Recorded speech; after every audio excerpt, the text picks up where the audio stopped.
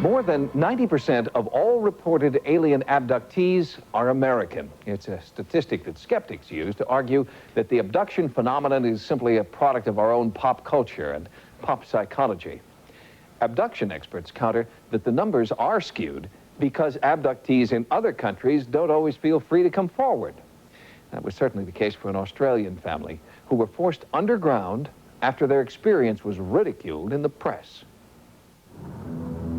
On the afternoon of January 20th, 1988, Faye Knowles and her 3 sons set out from Perth in Western Australia to visit relatives several hundred miles away.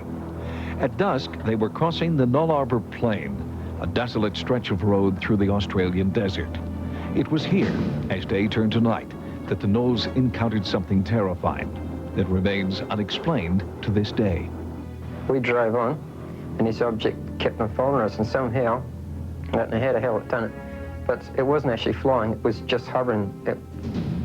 It didn't have wings or anything like that, it was just hovering. We nearly died. We thought we were dying. And the faster we went, the faster this object went. The Knowles had experienced abject fear at the hands of an unnatural force. Police offered no explanation. And when the family turned to the media for help in finding an answer, the media turned on them. Would you please welcome a couple of people who've seen the light, Faye and Patrick Knowles. What was your first reaction? I thought we were going to die, you know. Did you know what it was? Didn't know. It didn't look like anything you'd ever seen before. No, that's right. The object picked the car up, and Mum wound down her window and put her hand out in the roof, and she touched let me get this right. You've been picked up by an alien craft, and you've wound down the window, Faye, and put your hand on the roof. Because I was curious to see what was up there. So you're way off the ground, you've got the alien spacecraft picking you up, and you've virtually patted it, haven't you? As this was going on, it was like a really loud sound on top of inside the car, and it was like a material, it was like fog that was coming into the car, and when the material came into that was your mum's skin burning. The media treating the Knowles family was ruthless. I don't think one person honestly asked sensible questions and tried to console these people and seeing the state of anxiety that they were in. I mean, people would say, oh, you know, you saw things, you're making it up. That's not true. A lot of the interviewers, I find and have found, make a bit of a joke of it and don't really approach it seriously. Some staining due to soot from outer space, others staining due to terrified passengers. The impression I got on the Knowles case that it was a serious and definite event that happened, experience that they had. Here, for the first time outside of Australia, and without reprisal or ridicule, is the story of what happened on that January night in 1988, as told by the Knowles in their own words. I was next to Sean. He was sitting in front, driving, and I was asleep in the passenger side, and Sean goes, "Pat, wake up, look at this." And he goes, and I go to him, "What's the matter?" He goes, "It looks like a UFO." And I said, "Can't shrink." We drove up to it, approaching it, and this thing was, at first, it was just stopped in the road, and we approached it. Yeah, it was more like an egg shape, and it had like a yellow centre. Next minute, you know, this object appeared back behind us, and I said to Sean, "Come, put your foot down, let's get going." And that's when I decided to put my foot down, and it just caught up within a matter of seconds. Sparks hit the back tyre like something was trying to blow out the tyre, like the object behind us. It blew the tyre out with like a beam of light. Before we knew it, she just went clunk on the roof of the car. It jumped on the roof of our car and took us up in the air, like that. And as it picked the car lit up like a microwave. It lit up really bright inside. We heard this great big enormous sound, sounded like a motor or something, I don't know what. It's really hard to describe, like it made us feel like our heads were going to explode. Yeah, we're front and like our brain's been sucked out. Yeah, it was hot. All this junk come inside the car, and you know, and at that time it was hard to explain because I kind of blanked out. As the car was dropped, you could feel this object object slip off the car.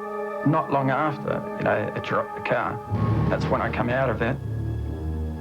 And I took off from the car. I told them all to jump out. We jumped at the car, ran up to the bushes, hid in the bushes. And you could see this thing, it was still looking for us.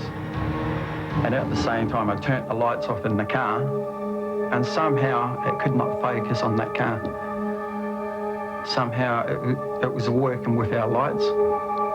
As soon as I turned those lights off, it just could not find us. According to the Knowles family, it was at this point that they experienced what ufologists refer to as missing time. I think we lost about an hour and a half in time, and it's really hard to explain, how long it did take. Local police investigated the incident and found several eyewitnesses who corroborated the strange events on the Null Arbor Plain that night. They were travelling along the road. A bright light appeared in front of the car. Shortly after, the light disappeared behind the car. The car was picked up on the road, shaken violently. The car was covered in ash, black ash. What about the people? Were they harmed at all? Weren't harmed, but visibly shaken up. Many people witnessed the Knowles event, and they were from all professions and walks of life, and then they were travelling in different vehicles. So we had people in spotter planes for the tuna boat people. We had the tuna boat people experiencing the UFO light above them. Police investigators and scientists examined the car and analyzed the sooty residue found inside. Although their findings were inconclusive, most of the investigators insisted the damage to the vehicle and the tires was caused by some unexplained but natural causes. A lot of the powers that be put it down to the rising sun or Jupiter or these other things which they think ordinary people mistake these things for, but it's their way of getting around it and not having to do anything about it, I think. We just want people to know what happened to us and that we weren't after anything, we thought it was amazing ourselves. We thought we'd like to let people know what happened because it's, to us, it was exciting plus very frightening, you can't really explain what it's like unless it's actually happened to you. Like people say, people used to laugh before and make a joke of it, but now they don't. Since the Knowles experience in 1988, there have been many anonymous reports of mysterious lights hovering over the Null Arbor Plain. But so far, no one since the Knowles family has been willing to come forward and tell their story publicly.